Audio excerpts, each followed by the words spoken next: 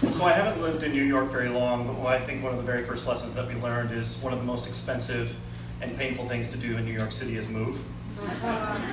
My wife and I moved to New York City and we weren't exactly sure where to live, and so stupidly we moved into a 400 square foot apartment in Hell's Kitchen, paying way too much money, and we had just gotten married and we really hated each other by the end.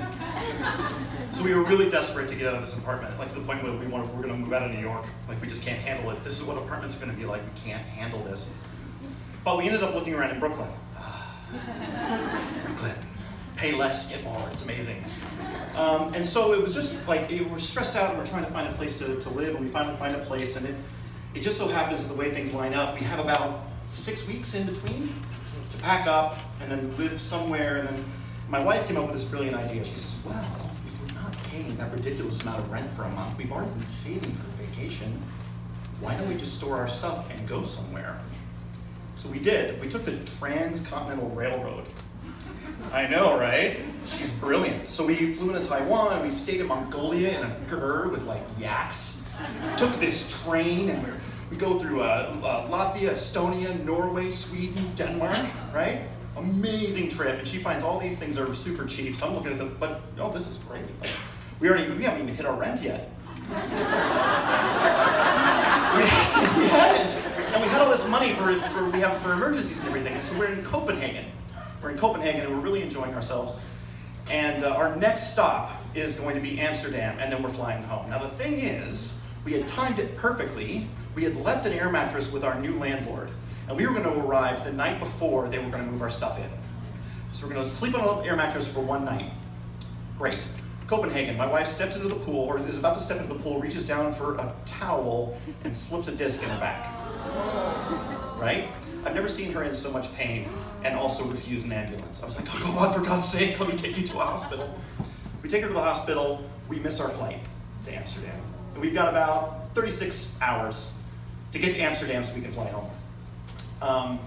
So we ended up booking a flight and then taking a train, and we had some time in a city in Germany somewhere. I don't even remember. We were just there for 6 hours. We missed our next flight by 10 minutes. So now I'm looking at the amount of time that we have, and there's no other flight to Amsterdam. So I rented a car. Like, I'm going through trains, planes, and automobiles, and now I'm at the automobile stage. And we have like 8 hours to get to Amsterdam to catch an 11:45 flight and get home. So I am white knuckling it in Germany in a little VW Polo that I'm almost certain has a V8 in it. And I am just got to the floor, and I'm just like, and I'm like, okay, based on this, we've got about 2 hours. We should stop for Burger King. Like, that's right there. We can get something to eat at least. At least we know what it is. We can stop there and eat. And all of a sudden, everyone just stops on the highway and just gets out of their car. What? Why are we getting out of the car? It turned out an 18-wheeler had flapped, a smart car, and all 4 lanes of the highway were closed. And everyone just took a break. And my hair is starting to get stood up, and I'm like revving the engine, like as soon as these guys are out of the way, I'm taking off for Amsterdam. The whole way that we're going to Amsterdam, my wife is like making phone calls to the moving company, and they said, oh, if you're not there, you pay for the move again. If you're not there when we get there, we leave, and then you pay for the entire move again. So we really have to get to Amsterdam at this point. We have to get there, we have to get on this plane. We can't get our boarding passes, we arrive. I'll just say this, they couldn't get us our boarding passes, and there was a guy, we could see the plane.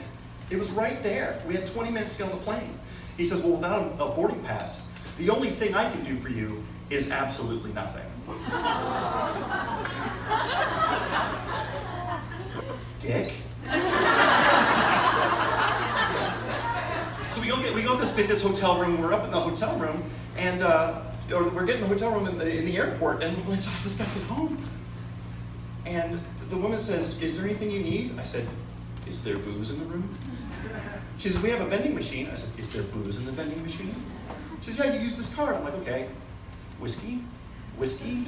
Whiskey? My wife goes, I'll take a beer. Beer? Beer. And we ended up booking a last-minute flight through Iceland to get home 4 hours before The moving company. Oh wait! Oh wait! Oh wait! I know! I was excited too!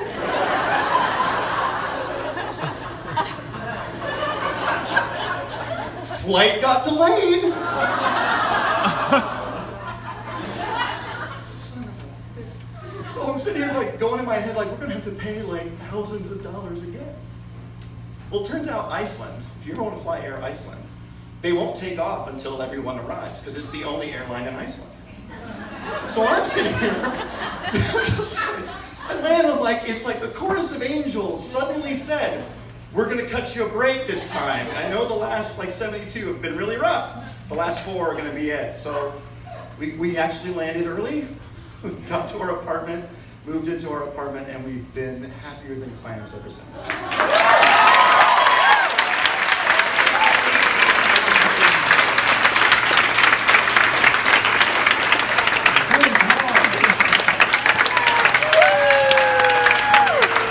Well done, Clint. Well done.